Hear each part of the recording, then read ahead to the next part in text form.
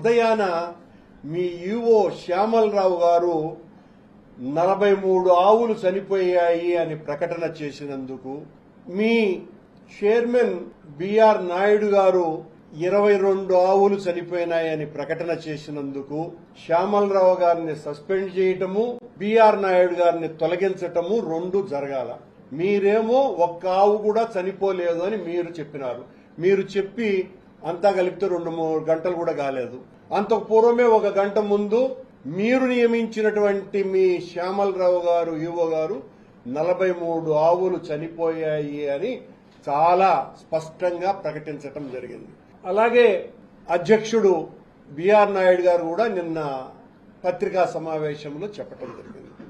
ఇది నా మొదటి విషయం. అయితే రెండవ విషయం, నేను 3 రోజుల క్రితం ఆ గోమాతలు చనిపోతున్నాయి అనని ఏ ఫోటోలైతే చూపిస్తూ నేను మాట్లాడానో అవి ఫేక్ అని, మార్ఫింగ్ అని టీటీడీ ప్రకటన చేసింది.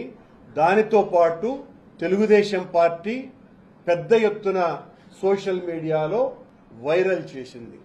నేను చూపించినటువంటివి ఒక్కటంటే ఒక్కటి కూడా మార్ఫింగ్ కాదని, ఆ గోవులన్నీ కూడా శ్రీ వెంకటేశ్వర గోశాలలో చనిపోయినటువంటివే, అక్కడ తీసిన ఫోటోలేనని కట్టుబడి ఉన్న, భగవంతుని మీద ప్రమాణం చేస్తున్నా.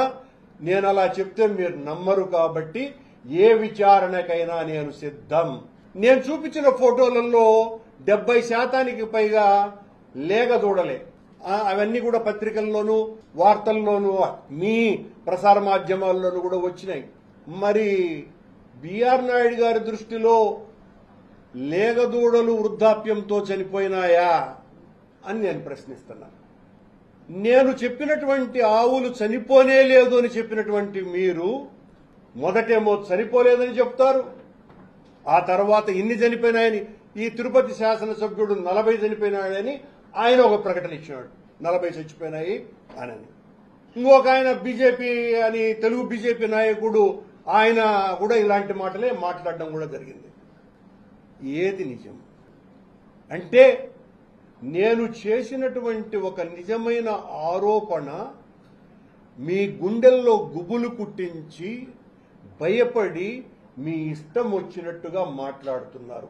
నిన్న అధ్యక్షుడు నాయుడు గారు మాట్లాడుతూ, నీ అంతు చూస్తా, నీ మీద క్రిమినల్ కేసులు పెడతాం, రాష్ట్రమంతా పెడతాము అని అన్నాడు. అంటే రాష్ట్రమంతా పెడతాము అని అంటే, రాష్ట్రమంతా పెడతామంటే అర్థం ఏందో అర్థమైపోయింది. అంటే మీరు పనిగట్టుకొని మీకు నచ్చనటువంటి వాళ్ల మీద కేసులు పెడతారు అని. బిఆర్ నాయుడు గారు, రాష్ట్రమంతా కాదు దేశమంతా పెట్టమని నేను మిమ్మల్ని డిమాండ్ చేస్తున్నా. నేను సిద్ధం.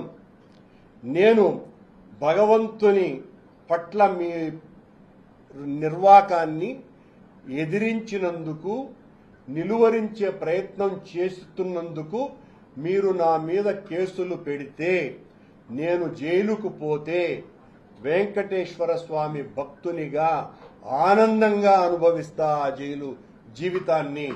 ఎన్ని కేసులైనా పెట్టుకోండి. నేను చెప్పింది అబద్ధమైతే దేనికైనా కూడా నేను సిద్ధమే.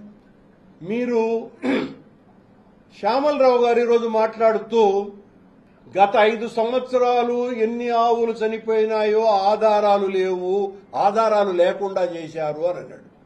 అని అంటూనే గత సంవత్సరం 179 ఆవులు చచ్చిపోయినాయి అని అంటాడు.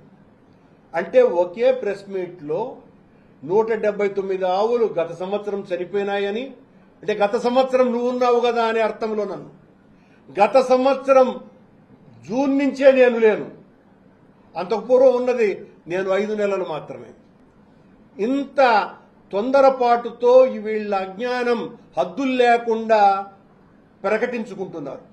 ఆయన మరొక మాట అన్నాడు, తెలుగుదేశం పార్టీని మోస్తున్నటువంటి ఒక గొప్ప సేవకుడిలాగా సీఎం గారు నాకు బాధ్యత అప్పగించినారు, అక్కడంతా కూడా ప్రక్షాళన చేయవలసినటువంటి అవసరం ఉన్నదేనని, మేము చాలా ప్రక్షాళన చేశామని ఆయన గారు చెప్పుకున్నారు.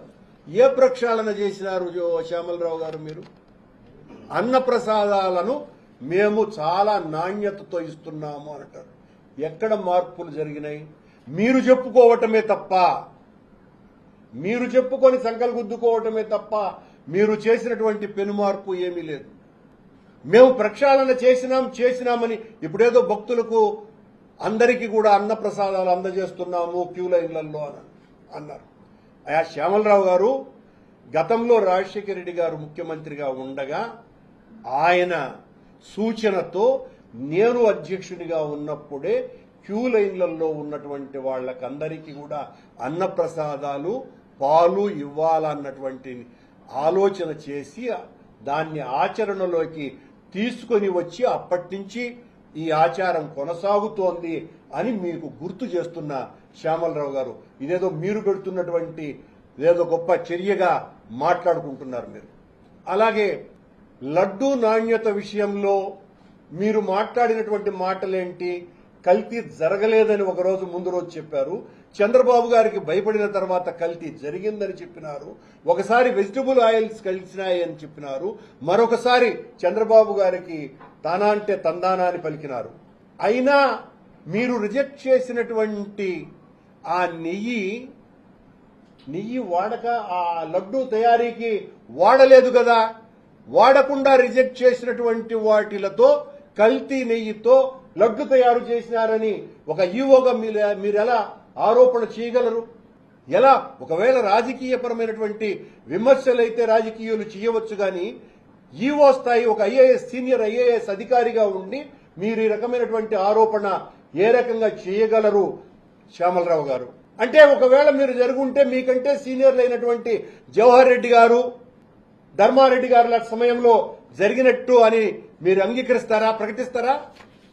జరిగిందేనని జవహర్ రెడ్డి గారు ఈ రకంగా చేశారని ప్రకటిస్తారా?